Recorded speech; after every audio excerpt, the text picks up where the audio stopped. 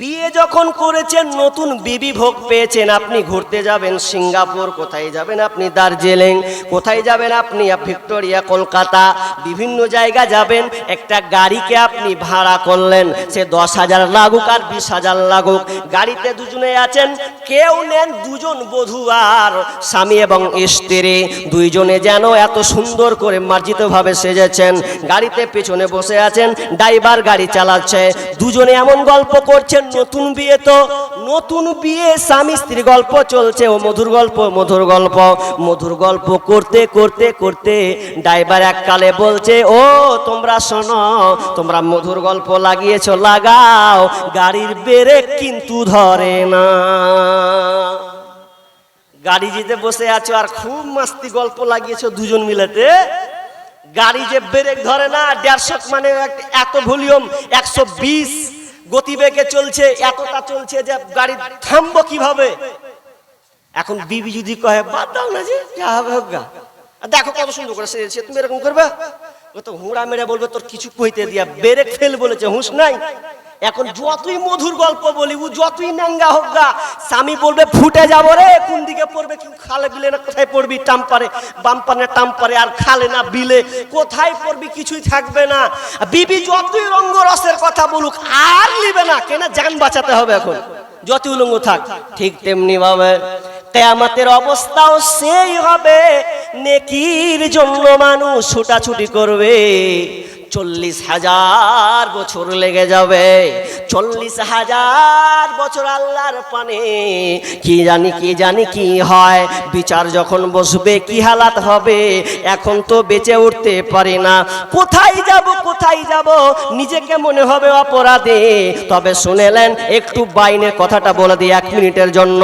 যারা ইমানদার, যারা আল্লাহওয়ালা, যারা ইমানদার, যারা আল্লাহওয়ালা হবে, আল্লাহওয়ালি হবে, তাদের কোনো টেনশন থাকবে না, কারণ তারা আরশের নিচে ছায়া পাবে। বিষ্ণু বলেছেন 7 শ্রেণীর লোক আরশের নিচে ছায়া তলে থাকবে। তার মধ্যে 7 শ্রেণীর মধ্যে 1 নাম্বার হচ্ছে ন্যায়পরায়ণ নেতা। আপনাকে সঙ্গীতের মাধ্যমে বলে দিয়েছে 7 শ্রেণীর লোক আরশের নিচে ছায়া পাবে। 1 নাম্বার আল ইমামুল আদিল ওয়াসাফুন নাসাফি ইবাদাতি রব্বে। 7 শ্রেণীর লোক আল্লাহ তাআলা আরশের নিচে ছায়া পাবে, এদের কোনো কষ্ট হবে না। আরশের নিচে জায়গা যদি পেতে চাও, 7 শ্রেণীর মধ্যে তুমি গণ্য হও। আরশের নিচে জায়গা যদি পেতে চাও, 7 শ্রেণীর মধ্যে তুমি গণ্য হও। শাসক যদি হয়ে থাকো, নেই পরায়ণ হও, ইবাদতের মধ্য দিয়ে জীবন কাটাও। শাসক যদি হয়ে থাকো, নেই পরায়ণ হও, ইবাদতের মধ্য দিয়ে জীবন কাটাও। আরশের নিচে জায়গা যদি পেতে চাও, 7 শ্রেণীর মধ্যে তুমি গণ্য হও। লম্বা গাজাল আছে, তাহলে 7 শ্রেণীর লোক, এটা ব্যাখ্যা করছি না, এটা আমার একটা বিষয় বের হবে।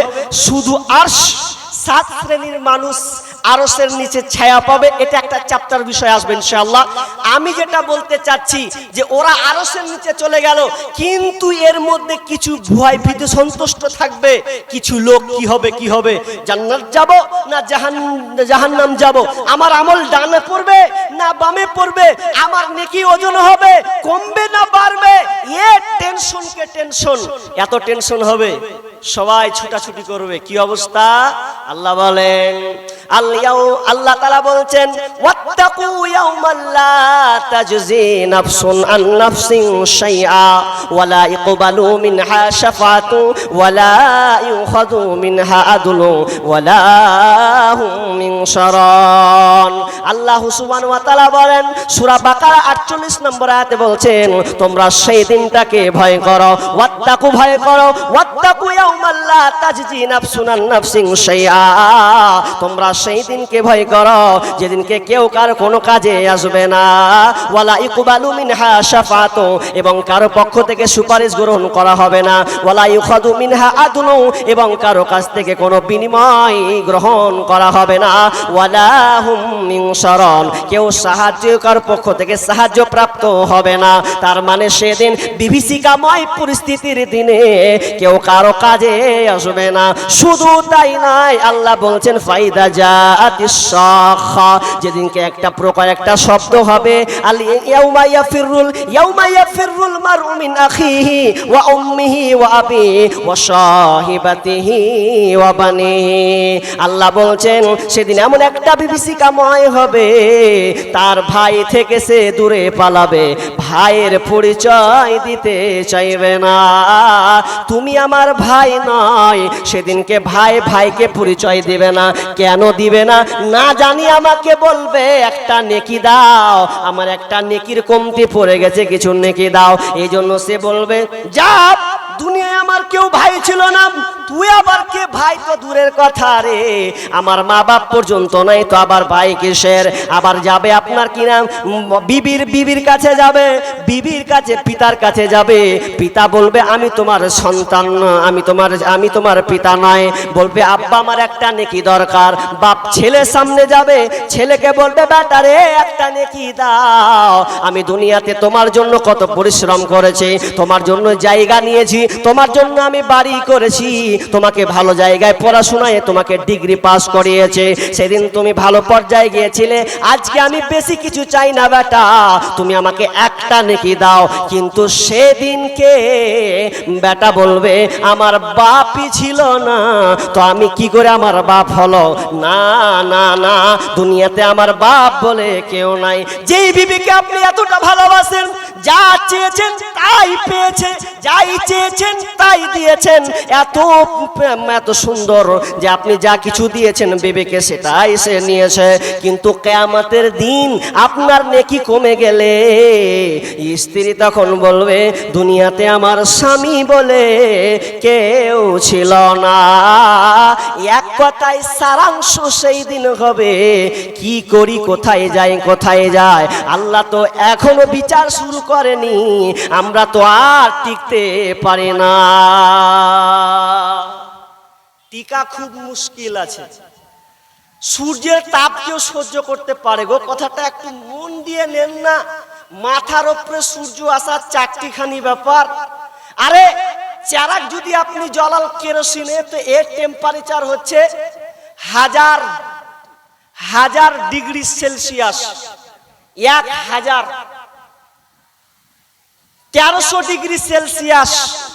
আর একটা আগুনকে যখন পুরানো হয়, লোহাকে যখন গলা হয়, আর টেম্পারেচার লাগে 1500 থেকে 1600 ডিগ্রি সেলসিয়াস। মোমবাতি জ্বালাতে গেলে 1000 ডিগ্রি সেলসিয়াস তাপমাত্রা। তাহলে এতগুলো তাপমাত্রা যদি দুনিয়ার তাপমাত্রা সহ্য করতে না পারি, দুনিয়ার আগুন যদি সহ্য করা না যায়, সূর্য মাথার উপরে আসবে, কি হবে আপনার অবস্থা? বাঁচার কোনো পথ আছে? কেউ সেদিনকে রক্ষা পাবে না। ভাই একটা কথা বলি, দুনিয়াতে এসেছি এটা কিছুক্ষণের জন্য, যেতে হবে চিরজীবনের জন্য। আবার কথাটা আবার বলি, আমরা দুনিয়াতে এসেছি কিছু সময়ের জন্য, যেতে হবে চিরস্থায়ীর জন্য। যেই দিন হবে আপনার জান্নাত এবং জাহান্নাম, এমন বিভীষিকাময় হবে, এই পরিস্থিতিতে কোথায় যাব সবাই যেন নাফসি নাফসি নাফসি। এবার মুমিনরা, কিছু মুমিন আটকা পড়বে। আনাস রাদিয়াল্লাহু তাআলা আনহু বলছেন বুখারীর হাদিসে, যে যখন আটকা পড়বে তখন বলবে চল না কোথায় যায়, যদি কিছু নিস্তার পাই, হিসাবটা শুরু হোক না, এখন এখান থেকে পরিত্রাণ পাই। তখন ওরা প্রথম কার কাছে যাবে? যাবে তো আদমের কাছে যাবে। আদমের কাছে যখন যাবে, আদমকে দেখবে ও তিনি পায়ের হাঁটু গেড়ে বসে ইয়া নফসি ইয়া নফসি, তিনিও কাঁদো অবস্থায়, হায় আমার কি হবে। তারা আদমকে বলবে আদম আল্লাহ আপনাকে নিজ হাতে বানিয়েছেন, নিজের হাতে আপনাকে তৈরি করেছেন, আপনাকে অনেক আল্লাহ দুনিয়ার সব কিছু শিক্ষা দিয়েছেন, আপনাকে আল্লাহ জান্নাতে থাকতে দিয়েছেন। একটাই আরজ করো, আমরা এখন বিপদে মুসিবতের মধ্যে পড়েছি, আল্লাহকে বলো না। আদম আলাইহিস সালাম বলবে আমি পারলাম না, আমি পারলাম না, আমিও কি করি বাঁচি না মরি, আমার কি অবস্থা, আমি তোমাদের জন্য কি সুপারিশ করব। অথচ আমি জান্নাতে আল্লাহর অর্ডারকে আমি মেনেছিলাম না, আল্লাহর অর্ডারকে আমি নাফরমান করেছিলাম। আল্লাহ আমাকে বলেছিল আদম রে লা তাকরাবা হাদিহিস শাজারা ফাতাকুনা মিনাল যালিমিন, ওই গাছটার নিকট যাবে না, কিন্তু আমি গিয়েছিলাম ফল খেয়ে নিয়েছিলাম, এই জন্য আমিও পারবো না, তোমরা চলে যাও নূহ আলাইহিস সালামের কাছে। নূহ আলাইহিস সালামের কাছে যখন যাবে, নূহ আলাইহিস সালাম বলবেন ইয়া নফসি ইয়া নফসি, সেই নবী পর্যন্ত নাফসি নাফসি করবে, বলবে হে নূহ তুমিও আল্লাহর কাছে আমাদের জন্য সুপারিশ করো। নূহ আলাইহিস সালাম বলবে আমিও পারবো না, আমিও আল্লাহর অর্ডারকে মানে নাফরমান করে দিয়েছিলাম, আমিও গ্রহণ করি না, আমার বেটা কেনানকে আমি নৌকাতে উঠানোর চেষ্টা করছিলাম, অথবা আমিও বিপদে, আমিও জানি কি হয়, তোমরা চলে যাও। নূহ নয়, তোমরা চলে যাও ইব্রাহিম আলাইহিস সালামের কাছে। ইব্রাহিম আলাইহিস সালামের কাছে গিয়ে বলবেন, ইব্রাহিম আলাইহিস সালামকে বলবেন হে আপনি তো আল্লাহর বন্ধু, আপনি হচ্ছেন আল্লাহর বন্ধু। ইব্রাহিম আলাইহিস সালামকে বলা হবে আপনি আমাদের জন্য দোয়া করে দেন। কোনো লাভ নাই, ইব্রাহিম আলাইহিস সালাম বলে আমিও পারবো না, কারণ আমিও বড় মুসিবতে আছি, আল্লাহ মনে হয় আমার উপরে রাগান্বিত আছে, আমি 3 জায়গায় মিথ্যা কথা বলেছিলাম, ওটা জানি কি না হয়, আমার কি না হয়, আমিও পারবো না। তখন ইব্রাহিম আলাইহিস সালাম বলবে ওরে তোমরা যাও মুসা কালিমুল্লাহর কাছে, মুসাকে গিয়ে বলো যেই মুসা তুর পাহাড়ে আল্লাহর সঙ্গে মূল কথা বলেছেন ওর কাছে যাও, না হয় ওই তোমাদেরকে কিছু করতে পারে কিনা। সবাই ছুটবে গিয়ে এবার মুসা আলাইহিস সালামকে বলবে মুসা আপনি একজন সম্মানীয় মানুষ, আপনি আল্লাহর সঙ্গে কথা বলেছেন, অতএব আপনি আমাদের জন্য সুপারিশ করুন আল্লাহর কাছে। মুসা আলাইহিস সালাম বলবেন আমিও পারবো না, কারণ আমি একটা লোককে চর মেরে দিয়েছিলাম, আর চরের কারণে লোকটা মারা গিয়েছে, না জানি আজকে আমার কি হয়। তো তোমরা চলে যাও ঈসা আলাইহিস সালামের কাছে। ঈসা আলাইহিস সালামের কাছে যখন যাবে তখন ঈসা আলাইহিস সালাম একই প্রতি উত্তর বলবে আমিও পারবো না, আমিও পারবো না, আমার উম্মতের ব্যাপারে আমার জানি কি না হয়, আল্লাহ আমাকে না সাওয়ারি প্রশ্ন করে, এই জন্য আমি পারবো না। যদি তোমরা যেতে চাও তো নবী মুহাম্মদুর রাসূলুল্লাহ সাল্লাল্লাহু আলাইহি ওয়াসাল্লামের কাছে যাও, আর রাস্তা নাই সবাই বিশ্বনবীর কাছে যাবে, আর বিশ্বনবীর কাছে যখন যাবে তখন বলবে আপনি আমাদের জন্য সুপারিশ করুন। তখন নবী সাল্লাল্লাহু আলাইহি ওয়াসাল্লাম বলছেন যে আমি সেই দিন সুপারিশ করব, তাদের জন্য আমি সুপারিশ করব। সুপারিশটা একবার নয়, 2 বার নয়, 3, 4, 5 বার সুপারিশটা হবে। সুপারিশ করবেন, সিজদায় পড়ে যাবেন, কথা বলবে না। আল্লাহ বলবে হে আমার বন্ধু তুমি মাথাটাকে উঠাও, মাথা উঠাও, কি চাও বলো। আল্লাহ আমাকে প্রশংসা কথা শিখিয়ে দেবেন, চাওয়ার সব কিছু প্রসেস শিখিয়ে দেবেন, আমি ওইভাবে আল্লাহর কাছে চাইতে থাকবো, এবং আমি চিনে চিনে আমার উম্মতগুলোকে আমি জান্নাতে নিয়ে যাব। আরো অনেক কথা আছে, আমি মেন পয়েন্টের দিকে যাচ্ছি, সারাংশ নিয়ে যাব, গুটিয়ে নিব। তবে কথা হচ্ছে মাঠ ভয়ঙ্কর, এতটা ভয়ঙ্কর হবে যে মানুষ এখনো ভয়ভীত সন্তুষ্ট, যে এখনো বিচার হয়নি, বিচার শুরু